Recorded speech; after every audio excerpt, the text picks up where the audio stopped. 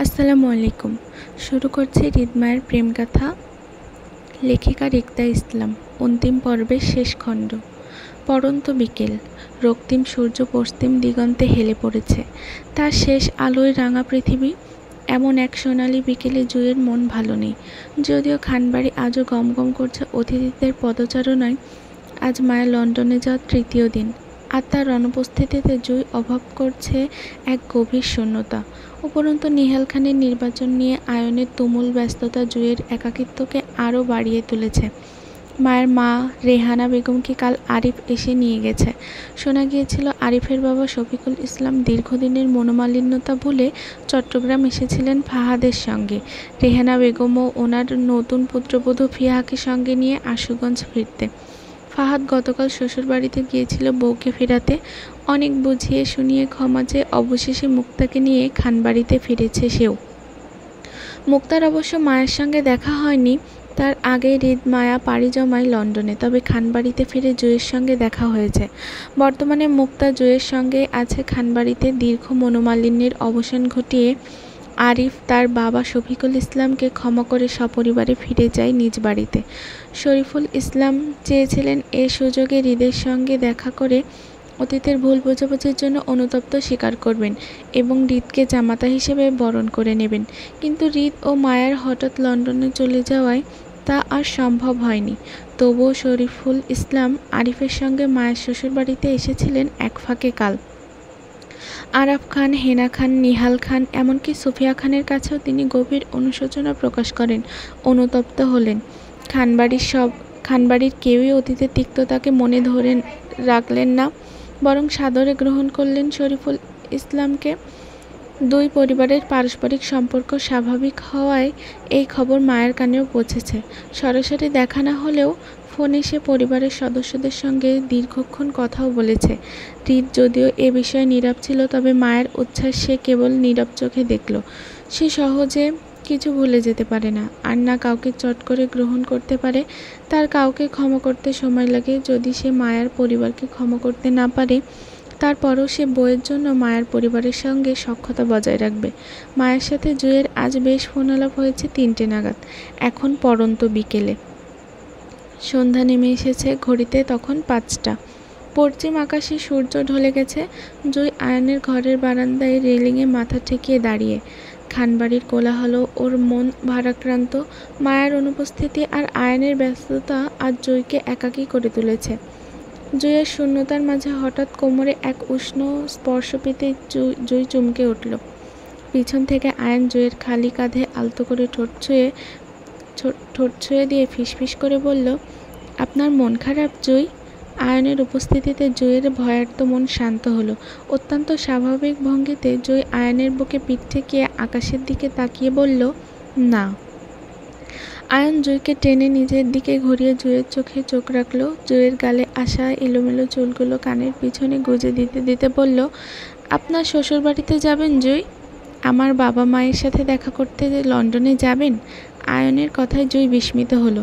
হতবাক গলায় বলল, লন্ডনে? আয়ন জুঁইয়ের হতবাক মুখটার দিকে তাকিয়ে জুঁইয়ের গালে হাত রেখে খুব স্বাভাবিক ন্যায় আয়ন বলল, আম্মু বেশ কয়েকদিন ধরে ওনার ছেলের বউকে দেখার আবদার জানাচ্ছিল। ব্যস্ততার কারণে আপনাকে নিয়ে যেতে পারিনি এতদিন। এখন চলুন না জুঁই, ঘুরে আসি। আপনার শ্বশুরবাড়িতে যাওয়াও হলো, সঙ্গে আমার প্রথম হানিমুনটাও করা হলো। আয়নের কথায় জুঁই লজ্জায় নতমস্তিষ্কের হতেই আয়ন হাসল। জুঁইয়ের উপর খানিকটা ঝুঁকে নাকে নাক ঘষে আয়ন মোহাচ্ছন্ন গলায় বলল, কি যাবেন জুঁই? নতমস্তিষ্কের জুঁই লজ্জায় তৎক্ষণাৎ সম্মতি দিয়ে উত্তর করতে করতে সে দুহাতে আয়নকে ঠেলে নিজের থেকে দূরে সরাতে চাইল।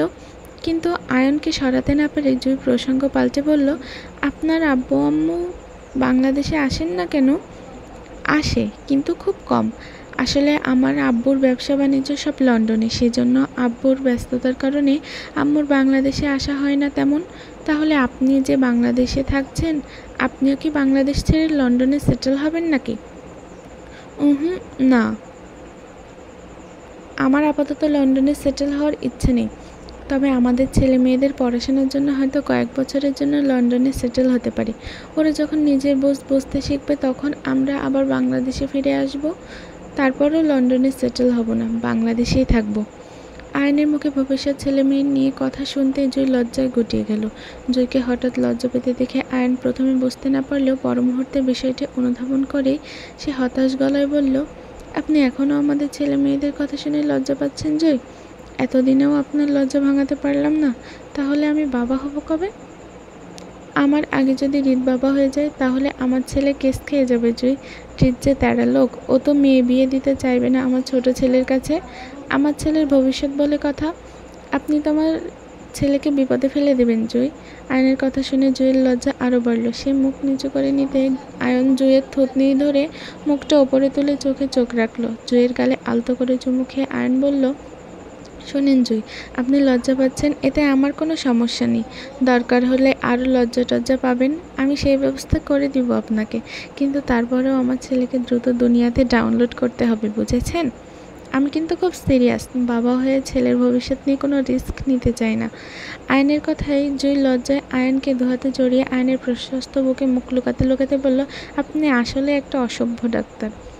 জুইয়ের কথায় আয়ন দুহাতে জুইকে জড়িয়ে নিতে নিতে বলল, আপনাকে সঙ্গী হিসেবে পেয়ে জীবনটা রঙিন মনে হচ্ছে জুই। আমার রঙিন জীবনে আপনি প্রিয় পূর্ণতা।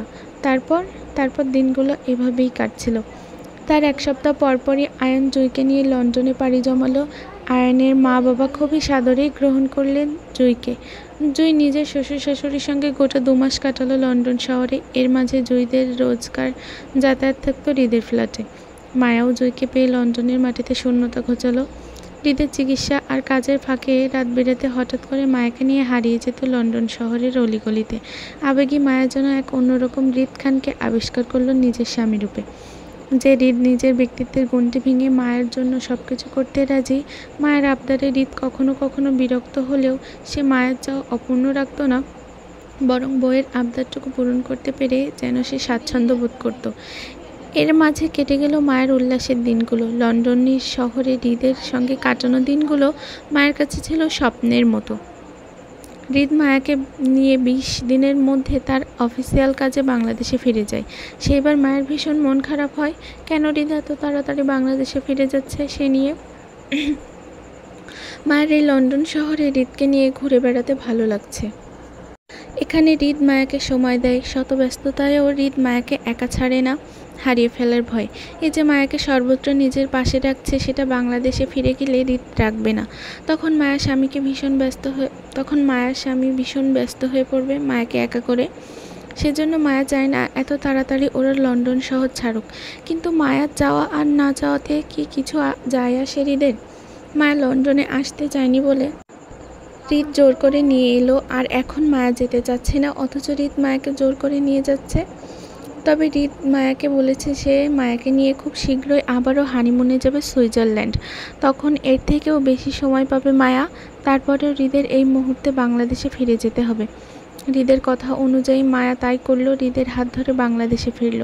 কিন্তু বিপত্তি ঘটল মায়ার হৃদের সঙ্গে থাকা নিয়ে। মায়া চায় ও ওর শ্বশুর শাশুড়ির সঙ্গে চট্টগ্রামে থাকবে, কিন্তু হৃদ মায়ার সকল চাওয়ার জল ঢালল। হৃদ পরিষ্কারভাবে জানালো তার বউ তার সঙ্গে তার বাড়িতেই থাকবে, মায়ার হৃদকে ছেড়ে কোথাও যাওয়া হবে না। মায়ার হৃদের বাড়িতে একা থাকতে প্রথম বেশ কয়েকদিন কষ্ট হলো। চঞ্চল মায়া মানুষ ছাড়া থাকতে পারে না, অথচ হৃদের বাড়িতে মানুষ আছে, কিন্তু তারা সবাই বডিগার্ড আর নয়তো বাড়ির কাজের লোক। মায়ের টাইম পাস করার মতো কেউ নেই। হৃদ রাতে বাসায় ফেরে আর দিনে মায়ের একাকিত্ব লাগে বলে এই নিয়ে মায়া কত কান্নাকাটি করেছে হৃদের কাছে, মায়াকে চট্টগ্রামে সুফিয়া খানের কাছে রেখে আসতে, কিন্তু হৃদ তা করেনি। উল্টো হৃদ মায়াকে শাসায় ধমকায় হৃদকে ছেড়ে কোথাও যাওয়া যাবে না বলে। হৃদ মায়ের একাকিত্ব ঘোচাতে মায়ের কলেজে ট্রান্সফার করায়। জুয়ের পাশাপাশি মায়াকেও একই কলেজে ভর্তি করায় হৃদ। মায়া যখন বুঝতে পারলো হৃদ মায়াকে কোথাও যেতে দেবে না, সেজন্য মায়া হৃদকে ছেড়ে মায়ের শাশুড়িকে পটাতে চাইলে যেন সুফিয়া খান হৃদকে বলে মায়াকে চট্টগ্রামে রেখে আসতে ওনাদের কাছে। মায়ের মনে হয়েছিল এই কথা শুনে সুফিয়া খান হয়তো মায়ের হয়ে হৃদের সঙ্গে কথা বলবে, কিন্তু সুফিয়া খান আরও এক কাঠি উপরে গিয়ে মায়াকে ধমক লাগালো। মায়াকে শাসিয়ে বলল মায়ের চট্টগ্রামে আসার কোনো প্রয়োজন নেই, মায়ের থাকতে হলে হৃদের সঙ্গেই থাকতে হবে। মা ছেলের ধমকাধমকিতে মায়ের আর সাহসে কোলালো না কাউকে বলতে মায়ের হৃদের সঙ্গে একা বাড়িতে থাকতে চায় না বলে, বরং মায়া নিজেকে মানিয়ে নিল। হৃদের সঙ্গে একা বাড়িতে থাকতে থাকতে একটা সময় অভ্যস্ত হয়ে উঠল। এভাবে মায়ের হৃদকে ঘিরে ছোট্ট সংসার চলল। দিন গেল, মাস পেরোলো। খানবাড়ির লোকজন প্রায় হৃদের বাড়িতে আসে মায়ার সংসারে বেড়াতে। আরাফ খান, হেনা খান, সুফিয়া খান, রাদীপ, আয়ান, জুই, ফাহাদ, মুক্তা, এমনকি হৃদের ফুপুদেরও দেখা যায় প্রতি মাসে যাতায়াত করতে হৃদের বাড়িতে। সেজন্য মায়ের আর এখন একাকিত্ব অনুভব হয় না, বরং কলেজ, হৃদ আর মায়ের সংসার সব মিলিয়ে দিন বেশ ব্যস্ততায় কাটে মায়ের। তবে এর মাঝে জুয়ের বাবার মনও নরম হয়ে আসলো। একমাত্র মেয়ে জুয়ের জন্য। আয়ান ছেলে হিসেবে ভালো সেটা তিনি জানেন, কিন্তু রাতের আধারে জুইকে নিয়ে আয়ানের হঠাৎ পালিয়ে যাওয়াতে জুয়ের বাবা জামাল সাহেব বেশ কষ্ট পেয়েছিলেন। সমাজের সামনে সম্মান নষ্ট হয় তিনি মনে রাগ পুষে রেখেছিলেন এতদিন, কিন্তু আজকাল তিনি তার একমাত্র মেয়ে জুইকে বেশ মিস করেন। জুইয়ের বিদেশ চলে যাওয়ার বিষয়টা কানে আসতে ক্রমাগত তার মন ছটফট করছিল। যদিও জুই এখন দেশে, সেজন্য তিনি আয়ান ও জুইকে গ্রহণ করে আমন্ত্রণ পাঠালেন। আয়ান ও শ্বশুরের আমন্ত্রণ পেয়ে জুইকে নিয়ে ছুটে এলো শ্বশুর বাড়িতে। সপরিবারে একত্রে খাওয়া দাওয়া করলো, কিন্তু হৃদকে দেখা গেল না মায়ের পরিবারের আমন্ত্রণে আসতে। তবে মায়া এসেছে হৃদকে ছাড়া। নিজ পরিবারের সাথে উৎফুল্লতায় দিন কাটিয়েছে বটে, তবে হৃদকে ছাড়া মায়াও খাবার টেবিলে নিজের পরিবারের সঙ্গে বসেনি।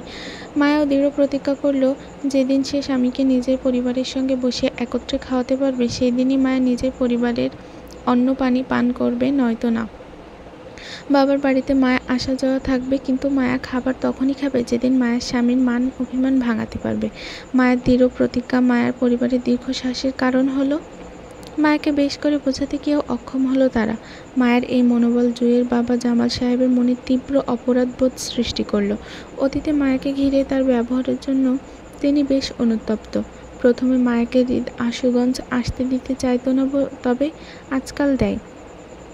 হয়তো হৃদ চায় মায়া যেন হৃদের জন্য কোনো রকম কষ্ট না পায়, সেজন্য হৃদ মায়াকে বাপের বাড়িতে যেতে দিলেও সে কখনো আশুগঞ্জ আসে না। আর না জামাল সাহেব হৃদের কাছে বিগত দিনের জন্য ক্ষমা চাইতে পারে।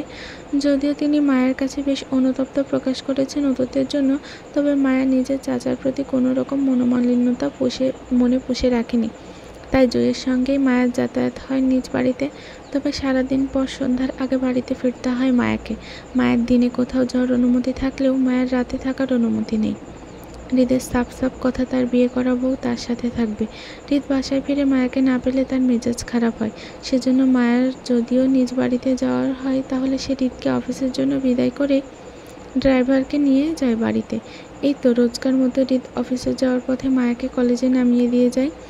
একই কলেজে জুইকে পেয়ে মায়ের দিন ভালোই যাচ্ছে। সংসারের পাশাপাশি দুবোন পড়াশোনা চালিয়ে যাওয়ার ইচ্ছা থাকলে মায়ের বিপত্তি ঘটে যখন শুনল মায়ের ভাবি ফিহা প্রেগনেন্ট। মায়ের বেবি চাই, কিন্তু মায়ের প্রেগনেন্ট হয় না কেন জানি। মায়ের ভাবে প্রেগনেন্ট হওয়ার বিষয়টা মায়া বেশ উৎফুল্লতা দেখিয়ে হৃদকে জানায়। মায়ের আশা ছিল এই খবরটা শুনে হৃদ খুশি হয়ে মায়াকে বলবে নিজেদের বেবির কথা, অথচ মায়ের এত বড় একটা খুশির সংবাদ দেওয়ার পরেও হৃদ ভাবলেশীন। সে হ্যাঁ তেমন কিছুই বলল না, বরং মায়াকে পড়াশোনায় মনোযোগী হতে বলে। মায়া হৃদের কথা শুনে ইনিয়ে বিনিয়ে বেশ কয়েকবার হৃদকে বুঝিয়েছে মায়ের বেবি চাই, কিন্তু হৃদ মায়াকে এমনভাবে ইগনোর করলো যেন হৃদ শুনতে বা বুঝতেই পারেনি মায়া কি বলতে চাচ্ছে হৃদকে। এতে মায়ের উদাসীনতা বাড়ে। হৃদ যে বেবি নিতে ইচ্ছুক নয় সেটা তারা হাবভাবে বোঝা যায়, কিন্তু মায়াও বা কী করবে? মায়ের তো একটা বেবি চাই। মায়ের বিয়ে হয়েছে, স্বামীর সঙ্গে সংসার করছে, অথচ মায়ের বেবি হচ্ছে না। এমন না মায়া মেডিসিন নিচ্ছে সেজন্য মায়ের বেবি হচ্ছে না, মায়ের এমনিতেই বেবি হচ্ছে না, সেজন্য মায়া চাই ওকে কেউ বলুক মায়ের বেবি হচ্ছে না কেন। মায়ের শ্বশুরবাড়ির মানুষগুলো কারো এসব নিয়ে দায়িত্ব নেই। কেউ মায়াকে বেবি নেওয়ার জন্য ফোর্স করে না, উল্টো সবাই মায়াকে পড়াশোনায় মনোযোগী হতে বলে। মায়া ছাতার মাথা পড়াশোনায় মনোযোগী হবে? এত পড়াশোনা দিয়ে কী করবে মায়া যদি ওর একটা বেবি না হয়? মায়ের হতাশা বাড়িয়ে দিয়ে তার পরপরই শুনল মায়ের বড় বোন মুক্তা প্রেগনেন্ট।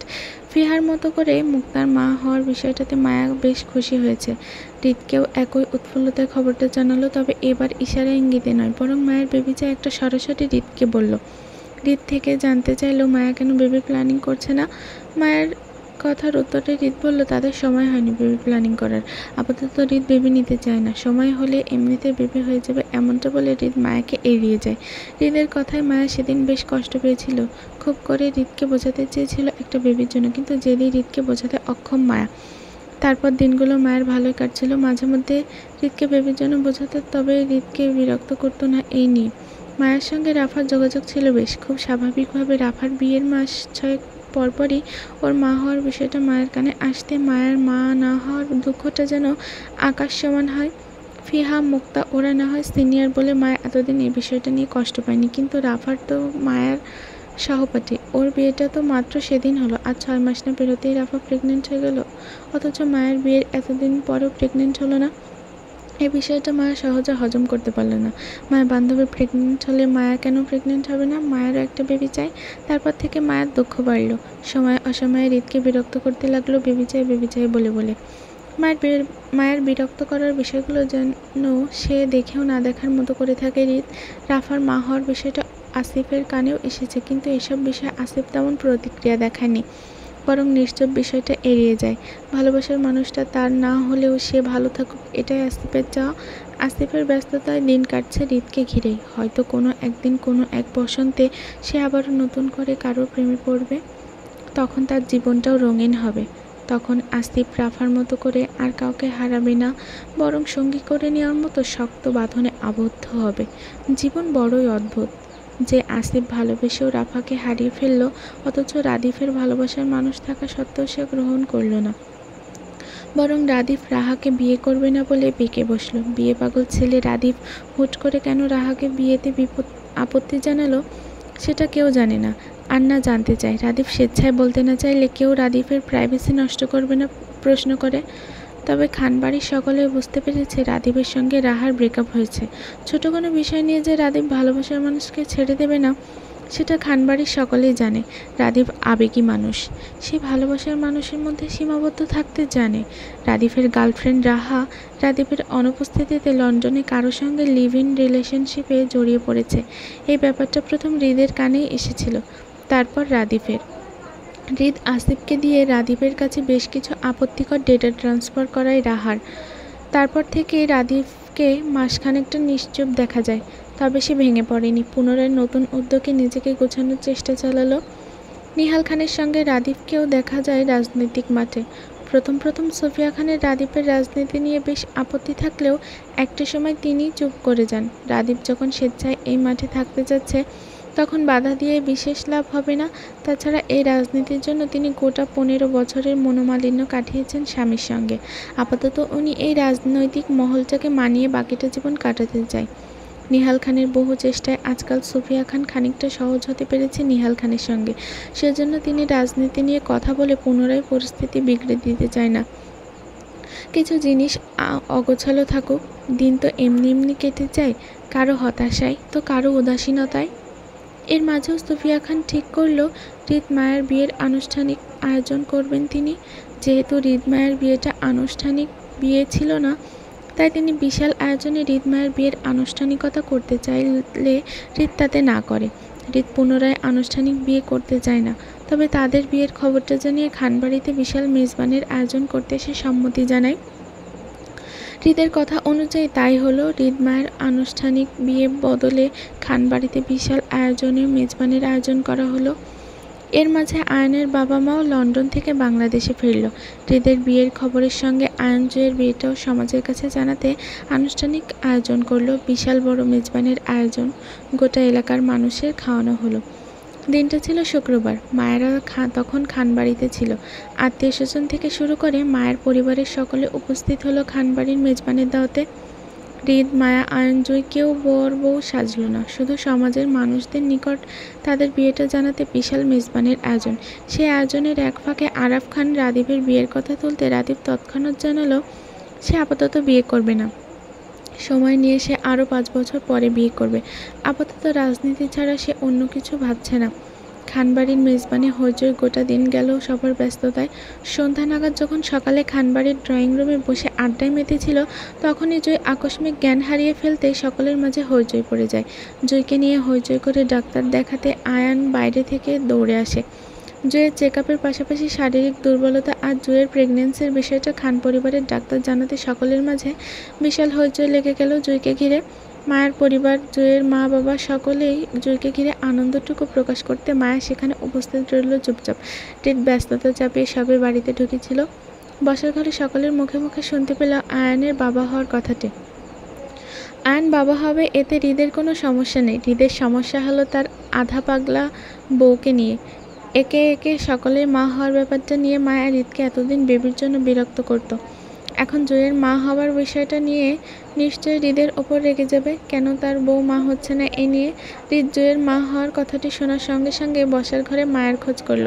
মায়ের প্রতিক্রিয়া দেখার জন্য আশেপাশে দৃষ্টি বুলিয়ে মায়ের খোঁজ করতে দেখতে পেল ড্রয়িং রুমে এক কোণায় দাঁড়িয়ে মায়া হৃদের দিকে রক্তিম চোখে তাকিয়ে। ব্যাপারটা এমন না যে মায়া অতি রাগে হৃদের দিকে রক্তিম চোখে তাকিয়ে আছে, বরং মায়া কান্না আটকাতে চেয়ে হৃদের দিকে টলমল রক্তিম চোখে তাকিয়ে আছে। মায়ের অশ্রুভেজা চোখ দেখে হৃদ আর মায়ের দিকে এগুলো না। এখন বউয়ের কাছে গেলেই সমস্যা। এমনিই তার বউ এখন ফায়ার হয়ে আছে হৃদের ওপর। হৃদের এই মুহূর্তে বউয়ের কাছে যাওয়া মানে বোম ব্লাস্ট হওয়া। হৃদ মায়াকে অদেখার মতো করে সিঁড়ি ধরে হাঁটলো দোতলায় নিজের ঘরের দিকে। মায়া হৃদকে চলে যেতে দেখে নাক ফোলালো রাগে। যেদি মায়ের চোখে পানি টপটপ করে পড়তে লাগলো গাল বেয়ে, তাই হাতের উল্টো পিঠে চোখের পানি মুছতে মুছতে মায়া হাঁটল হৃদের পিছন পিছন। আজ একটা বিহিত করে ছাড়বে এই হৃদ সাহেবকে। মায়া ঘরের দরজা ঠেলে প্রবেশ করতে হৃদকে দেখতে পেল আয়নার সম্মুখে দাঁড়িয়ে হাতে ঘড়ি খুলে রাখছে। সারাদিনের ব্যস্ততায় তার এখন গোসল করা প্রয়োজন। এর মাঝে মায়া রাগে জেদে হৃদের পিছনে দাঁড়াতে দাঁড়াতে বলল, আমার একটা বেবি চাই। দারাজে অর্ডার করো। আপনি কবে দিবেন সেটা বলুন। কাল। আমি কিন্তু সিরিয়াস। Me two. মায়ের আবদারটুকু হৃদের কাছে পণ্য কেনার মতন লাগলো, সেজন্য মায়ের কথার সঙ্গে সঙ্গে সে সেভাবে উত্তর দিল হেয়ালি গলায়। হৃদের হেয়ালিপনায় মায়া আরও চেতে ওঠে। মায়ের আগে দুঃখে মেজাজ দেখিয়ে বলে, আপনার জন্য আমার বেবি হয় না, আপনার মধ্যে সমস্যা আছে। মায়ের রোজকার কথা এসব। হৃদের সমস্যা, সেজন্য মায়ের বেবি হয় না, নয়তো মায়াও সবার মতো করে এতদিন মা হয়ে যেত। অথচ হৃদ বা মায়ের কারো কোনো সমস্যা নেই। হৃদ মায়া অল্প বয়সে বেবি চায় না বলে সে মায়াকে রোজ পানির সঙ্গে মেডিসিন মিশিয়ে গ্লাসে করে মায়াকে খাওয়াতো, সেজন্য মায়া মা হয় না। এই ছোট বিষয়টা মায়া বোঝে না। রোজ হৃদকে এটা সেটা বলে দোষ দেয়। হৃদও কিছু বলে না। বউয়ের সামান্য বিরক্তবোধ তো নেওয়া যায়, তাই না? হৃদ হাতের ঘড়িটা টেবিলের ওপর রাখতে রাখতে ছোট করে উত্তর দিয়ে বলল, ওকে। ওকে মানে? হৃদের এই ছোট উত্তরে মায়ের রাগ আরও বাড়িয়ে দিচ্ছে। মায়া আগের মতোই বলল, খবরদার, আপনি যদি আমাকে আজ ছুঁয়েছেন, আপনি আমাকে আজ ছুঁতে পারবেন না, নিষেধ। মায়ের শাসনের মাঝে হৃদ আবারও ওকে বলে উঠল, ওকে। হৃদের ওকে বলতে দেরি। মায়ের রাগে হৃদের হাত টেনে সেখানে কামড় বসাতে দেরি হলো না। মায়ের কামড়ে হৃদ দাঁতে দাঁত পিষে চেঁচিয়ে উঠল, উফ হৃদ। হৃদ জোরপূর্বক মায়ের কাছ থেকে নিজের হাত ছাড়িয়ে ঝাঁকালো। মায়ের কামড়ে দেওয়া জায়গায় দাঁত বসে গেছে। হৃদ হাতের দিকে তাকিয়ে দাঁতে দাঁত পিষে রাগে কটমট করে মায়ের দিকে তাকাতেই মুহূর্তে হৃদের মন নরম হয়ে আসলো মায়ের চোখে পানি অনবরত গাল বেয়ে টপটপ করে পড়তে দেখে। হৃদের মনে হলো বউটা তার সত্যি কষ্ট পাচ্ছে একটা বেবির জন্য। সেজন্য হৃদ নিজের ব্যথা বলে হাত বাড়িয়ে মায়াকে কাছে টানতে টানতে বলল, আচ্ছা কষ্ট পেও না, কাছে এসো, আদর করে দিই, মন ভালো হয়ে যাবে তোমার। মায়া হৃদের হাতটা ঝাঁকিয়ে ফিরিয়ে ফেলতে ফেলতে বলল, আমাকে একদম ছোবেন না আপনি, আই হেট ইউ। কথাটা বলেই মায়া রাগ নিয়ে ঘর থেকে বেরিয়ে যায়। হৃদ মায়া চলে যাওয়ার দিকে কপাল কুঁচকে তাকিয়ে সেও স্বাভাবিকভাবে অসমের দিকে হাঁটল গোসলের জন্য। এখন হয়তো মায়া রেগে আছে, কিন্তু একটু পরেই ঠিক হয়ে যাবে এবং আবারও হৃদের পিছন পিছন ঘুরঘুর করবে। হলেও তাই। সত্যি সত্যি রাত হতে হতে মায়া হৃদের পিছনে পিছনে ঘুরঘুর করতে দেখা গেল। হৃদকে বেবির জন্য পুনরায় একইভাবে বিরক্ত করে। মায়েরা খানবাড়িতে থাকায় হৃদ মায়ের ব্যাপার সুফিয়া খানের নজরে পড়েছে। মায়ের বেবিকে ঘিরে তীব্র আকাঙ্ক্ষা বুঝতে পেরে তিনি হৃদের অনুপস্থিতিতে পরদিন মায়াকে ডাকলেন নিজের কাছে। মায়া সুফিয়া খানের মুখোমুখি হতে সুফিয়া খান বলল, হৃদ তোমাকে কোনো কিছু খেতে দিলে সেটা আর খাবে না, কেমন? সুফিয়া খানের কথার মানে মায়া প্রথমে বুঝতে না পেরে অবাক সুরে প্রশ্ন করে বলল, কেন? সুফিয়া খান সরাসরি মায়াকে হৃদের ব্যাপারে বলল, তোমার বয়স কম, হৃদ চায় না তুমি মা হও। যদিও আমি এই বিষয়ে হৃদের সঙ্গে একমত পোষণ করছি, তবে দীর্ঘদিন ধরে যদি কেউ প্রেগন্যান্সি রোধের মেডিসিন সেবন করে তাহলে সেই নারীর মাতৃত্বের সমস্যা দেখা দেয়। সে পরবর্তীতে মা হতে পারে না। তোমরা একত্রে সংসার করছো প্রায় 7-8 মাসেরও বেশি হয়েছে। সেজন্য আমার মনে হচ্ছে তোমার আপাতত ওইসব মেডিসিন সেবন বন্ধ করা উচিত, নয়তো হৃদের ভুলের জন্য তুমি নিজের মাতৃত্বের স্বাদ হারাতে পারো। এজন্য বলছি, হৃদ তোমাকে কোনো কিছু খেতে দিলে সেটা আপাতত খেও না। আমার মনে হচ্ছে হৃদ তোমাকে মাতৃত্ব রোধের মেডিসিন কোনো কিছুর সঙ্গে মিশিয়ে খাওয়াচ্ছে। হৃদকে ব্যাপারটা বলতে যেও না, তবে ওর দেওয়া কিছু খেতে সতর্ক অবলম্বন করবে, বুঝেছ? সুফিয়া খানের কথায় মায়ের মাথায় আকাশ ভেঙে পড়ার মতন মাথা চক্কর দিয়ে উঠল। এজন্য মূলত মা এতদিন যাবৎ কনসিভ করতে পারছে না। মায়ের এত কান্না, এত আহাজারি কি এই লোকের মন গলাতে পারেনি? এত কিসের জেদ? এত এত লোকের বেবি না হওয়ার পিছনে মায়ের সমবয়সী মেয়েরা কি মা হচ্ছে না? তাহলে মায়ের মা হতে সমস্যা কোথায়? মায়ের হৃদের প্রতি আকাশ সমান অভিমান থাকার পরেও হৃদের সামনে সেটা প্রকাশ করল না। যদি মা এই মুহূর্তে হৃদের সামনে এসব বিষয় নিয়ে রাগ প্রকাশ করে, তাহলে হৃদ বুঝে যাবে মায়া যে জেনে গেছে হৃদের গোপন বিষয়টা। তখন হৃদ সতর্ক হয়ে মায়াকে আর মা বেবি নিতে দেবে না। এর থেকে বরং মায়া নিজের রাগ নিজের কাছে পুষে রেখে সে একাই বেবি প্ল্যানিং করুক। যখন মায়া প্রেগনেন্ট হবে তখন এই লোক এমনিতেই শাস্তি পাবে। মায়াও দেখিয়ে দেবে মায়ের স্বামীর থেকে মায়া কম চালাক না। এরপর থেকে মায়া আর হৃদকে বেবি চাই বলে বিরক্ত করে না, আর না হৃদের দেওয়া কিছুই খায় না, এমনকি পানিটুকু পর্যন্ত খায় না। হৃদের সামনে খাওয়ার নাটক করলেও মায়া সেটা খায় না। হৃদ মায়ার হঠাৎ শান্ত হয়ে যাওয়ার ব্যাপারটা প্রথমে সন্দেহ করলেও পরে সে এসব বিষয়ে খুব একটা মনোযোগ দেয়নি। তারপর দিন থেকে মাসগুলো মায়াকে ঘিরে হৃদের ভালো যাচ্ছিল। হৃদ নিজের কোম্পানির কাজে দেশে বিদেশে দুবাই যেতেই মায়াকে খানবাড়িতে পাঠানো হলো হৃদের অনুপস্থিতিতে। মূলত হৃদের দুবাইয়ে সপ্তাহখানেক থাকার কথা, কিন্তু এর মাঝে হৃদের কাছে খবর আসলো সে বাবা হবে। হৃদের তখন অনুভূতি প্রকাশ করার মতন নয়। রাদিফের ফোন পেয়ে হৃদ কেমন বোবার মতন ঠায় বসে রইল জায়গায়। যখন হৃদের হুঁশ ফিরল তখন সে রাতে কাজকাম ফেলে আসিফকে নিয়ে বাংলাদেশে ফিরল। ঢাকা থেকে চট্টগ্রামে মায়ের কাছে এসে পৌঁছালো পরদিন। বাবা হওয়ার অনুভূতি হৃদ প্রকাশ করতে পারল না চট করে, তবে মায়ের হাস্যোজ্জ্বল মুখটার দিকে সে বেশ ভাবাবেগ হয়ে তাকিয়ে রইল। খান বাড়িতে নতুন অতিথির আগমনে সকলেই খুশি। সুফিয়া খান, হেনা খান, আরাফ খান মায়াকে নিয়ে ঢাকায় শিফট হয়ে যায় খান বাড়িতে। নিহাল খান, রাদিফ, হৃদ ওদের তিনজনের ঢাকা টু চট্টগ্রাম যাতায়াত লেগেই থাকে সব সময় অসময়। সন্ধ্যা 7:30 খানবাড়িতে আবারও বিয়ের আমেজে মেতে উঠেছে পরিবেশ। আজ রাদিফ খানের বিয়ে। চারপাশে ফেয়ারি লাইটের আলোয় চকচক করছে খানবাড়ি। রাদিফের বউকে বসানো হয়েছে খানবাড়ির ড্রয়িং রুমের সোফায়। আপাতত বউ দেখার পর্ব চলছে। মেহমানরা সবাই রাদিফের বউকে ঘিরে বসে, আর মায়া সে তো মেহমানদারিতে ব্যস্ত, যেন শ্বাস ফেলার ফুরসত নেই। সেই সকাল থেকে মায়া ব্যস্ত। এত কাজের লোকের মাঝেও মায়ের ব্যস্ততা কমছে না।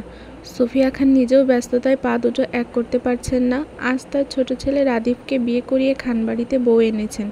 মেয়েটিকে পারিবারিকভাবে পছন্দ করা হয়েছে। যদিও রাদিফ বলেছিল সে 5 বছর পরে বিয়ে করবে, কিন্তু রাদিফ 5 বছর নয়, বরং 6 বছর পরে বিয়ের পিঁড়িতে বসেছে। বয়স্ক আরাফ খানের সঙ্গে বসে আছে হৃদের ছেলে মারিদ আর জুয়ের 2 ছেলে রাদিল আর সাজিদ। সঙ্গে অবশ্যই আরিফের ছেলে ইরফান ও মুক্তা ফাহাদের ছেলে রুহান সোহানও রয়েছে। মূলত বয়স্ক আরাফ খানের আমেজ এসব বাচ্চা কাচ্চাকে ঘিরে দেখা যায়। এর মাঝে হৃদের ছেলে মারিদ হুট করে আরাফ খানের পাশ থেকে উঠে যেতেই আরাফ খান মারিদকে ডাকলেন। স্বল্পভাষী মারিদ বাবার মতো চুপচাপ, আর কথায় কথায় কপাল কুঁচকাতে দেখা যায়। আরাফ খানের ডাকে উত্তর না দিয়ে সে এগোলো সিঁড়ির দিকে। দোতলায় সিঁড়ির গোড়ায় টলমল চোখে দাঁড়িয়ে আছে সুখ। পরনে সুন্দর লাল টকটকে বাবলি ফ্রক, মাথায় লাল ফিতা বাঁধা। ছোট শরীরে সিঁড়ি বেয়ে নিচে নামতে ভয় পাচ্ছে বলেই মূলত সে সিঁড়ির গোড়ায় দাঁড়িয়ে কাঁদছে। মারিদ নিচ থেকে বোনের অসুবিধাটুকু বুঝতে পেরেই সে দৌড়েই সিঁড়ি বেয়ে উপরে উঠল। ভাইয়াকে দেখে আবেগ আপ্লুত হয়ে সুখ অসাবধানতাবশত পা ফেলে নিচে নামতে চাইলে মারিদ তৎক্ষণাৎ চিৎকার করে নিষেধ করল সুখকে নিচে নামতে। মারিদের চিৎকারে সুখ ভয় পেল। ভয়ার্ত মুখে মারিদের দিকে তাকাতে মারিদ দৌড়ে সিঁড়ি বেয়ে সুখের পাশে দাঁড়াতে সুখ ছোট ছোট হাতে মারিদের এক আঙ্গুল নিজের মুঠোয় চেপে ধরে টলমল চোখে ঠোঁট ভেঙে কেঁদে বলল, আব্বু তুই, আব্বু নাই, আব্বু দাবো। মারিত আশেপাশে চোখ বুলিয়ে নিজের বাবাকে খোঁজে। আশেপাশে কোথাও হৃদকে দেখতে না পেয়ে মারিত কপাল কুঁচকে সুখের দিকে তাকিয়ে বলল, তুই এখানে এসেছিলি কিভাবে? কে নিয়ে এসেছে তোকে? মারিদের কথা ঠিকঠাক উত্তর ছোট্ট সুখ দিতে পারছে না। সুখের বয়স মাত্র 1 বছর 11 মাস, 2 বছর হয়নি, সামনে হবে। সেই তুলনায় মারিদের বয়স 5 বছর 4 মাস। মারিদ রাদিলের সমবয়সী, তবে রাদিল মারিদ থেকে 4 মাসের বড়। সুখ রাদিলকে সিঁড়ি বেয়ে উপরে উঠতে দেখে অবুঝ সুখ অপর হাতে ছোট ছোট আঙুল তুলে রাদিলকে দেখালো রাদিল নিয়ে এসেছে ওকে এখানে। অথচ রাদিল মারিদের সঙ্গে আরাফ খানের পাশে বসেছিল এতক্ষণ। ছোট সুখ যে মানুষ চিনে বলতে পারছে না ও কার সাথে উপরে উঠেছে, সেটা তবে মারিদ বেশ বুঝতে পারল বিষয়টা। সুখ সিঁড়ি বেয়ে উপরে কিংবা নিচে নামতে পারে না, তাই খুব স্বাভাবিকভাবেই সুখ কারো কোলে চড়ে উপরে উঠেছে। মারিদ সময় মতো না আসলে হয়তো সিঁড়ি বেয়ে এতক্ষণ সুখ নিচে পড়েও যেত। মারিদ কপাল কুঁচকে সুখের আঙ্গুল তাকের দিকে তাকাতে রাদিলকে দেখলো সিঁড়ি থেকে বেশ বড়সড় সাইজের একটা আম কুড়াতে। এই আমটা তখন সুখের হাত থেকে পড়েছে রাদিলকে দেখাতে গিয়ে। সাইজে বড় হয় আমটা সামলাতে বেশ বেগ পেতে হয় সুখকে।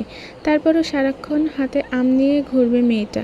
সুখের হাতে আমটা পড়ে যেতেই সুখ পুনরায় কেঁদে উঠল আমটার জন্য। কিন্তু চঞ্চল রাদিল সুখের কান্না বাড়িয়ে তৎক্ষণাৎ সুখের সামনে আমটাতে কামড় বসাতেই সুখ চেঁচিয়ে কেঁদে উঠল। মারিদ বিরক্তির চোখে রাদিলের কাণ্ড দেখে সুখকে কোলে নিল। দিন দিন রোজকার অভ্যাস হয়ে দাঁড়িয়েছে রাদিলের ছোট সুখকে কাঁদানো। রোজ নিয়ম করে সুখকে না কাঁদালে যেন চলেই না ওর। আর এই বিষয়টাই বেশ বিরক্ত হয় মারিদ। একটা মাত্র বোন তার, খুব আদরে। সে এবং তার বাবা দুজনেই বোনকে খুব আদর করে। যেখানে রাদিলের সুখকে কষ্ট দেওয়াটা পছন্দ হয় না মারিদের। মারিদ সুখকে কোলে নিয়ে দুষ্টু রাদিলকে ঠেঙিয়ে কিচেনে গেল। ফ্রিজ থেকে আম খুলে দিতে সেখানে হাজির হলো আরিফের মেয়ে পরি। ভাত খাওয়ার এঁটো হাতে মারিদের সাদা শার্টটা টেনে ধরতে মারিদ কপাল কুঁচকে নিচে তাকালো। তখনই পরি মায়ের মতো করে বলল, একটা আম দাও। পরির এঁটো হাতে মারিদের সাদা শার্টটা চেপে ধরায় ভীষণ রেগে গেল মারিদ। পরির থেকে শার্ট ছাড়িয়ে ধমক দিতেই মারিদের ভয়ে পরি আর সুখ দুজনেই কেঁদে উঠল তখনই। মারিদ পুনরায় ধমক দেওয়ার আগে সেখানে হাজির হয় রাদিল। পরীকে কাঁদতে দেখে সে চট করে পরীকে কোলে নিয়ে বাহিরের দিকে চলে যেতে কিচেনে মায়া প্রবেশ করল। সুখকে কাঁদতে দেখে মায়া মারিদের কাছে জানতে চেয়ে বলল, কি হয়েছে মারিদ? বোন কাঁদছে কেন? মারিদ বাধ্য ছেলের ন্যায় মায়াকে সবটা জানিয়ে বলল, কে যেন ওকে দোতলার সিঁড়ির করে রেখে এসেছিল আম্মু, এজন্য ও ভয় পেয়ে কাঁদছে। মা দ্রুত এগিয়ে এসে সুখকে কোলে তুলে নিল। সুখের অশ্রুভেজা গাল মুছে দিতে দিতে আদরে গলায় বলল, কি হয়েছে আম্মু, ব্যথা পেয়েছ? না, আর কেঁদো না। মায়ের আদরে সুখ ঠোঁট ভেঙে কেঁদে আদরে গলায় বলল, আব্বু নাই। মায়ার মেয়ের অশ্রুভেজা গাল পুনরায় মুছতে মুছতে মারিদের কাছে হৃদের কথা জানতে চাইবে তখনই কিচেনে হাজির হয় হৃদ। মেয়ের কান্না সে দূর থেকে শুনতে পেয়ে সে ছুটে এসেছে মায়ের থেকে সুখকে নিয়ে কোলে তুলতে। আদরের সুখ ঠোঁট ভেঙে কেঁদে উঠল বাবার কাঁধে মাথা রাখতে রাখতে। হৃদ মেয়েকে শান্ত করতে করতে বিরক্ত গলায় মায়াকে বলল, কি হয়েছে, ও কাঁদছে কেন? কি করেছো তুমি? আমি কিছু করিনি, আপনার মেয়ে ভয় পেয়েছে হয়তো সেজন্য কাঁদছে।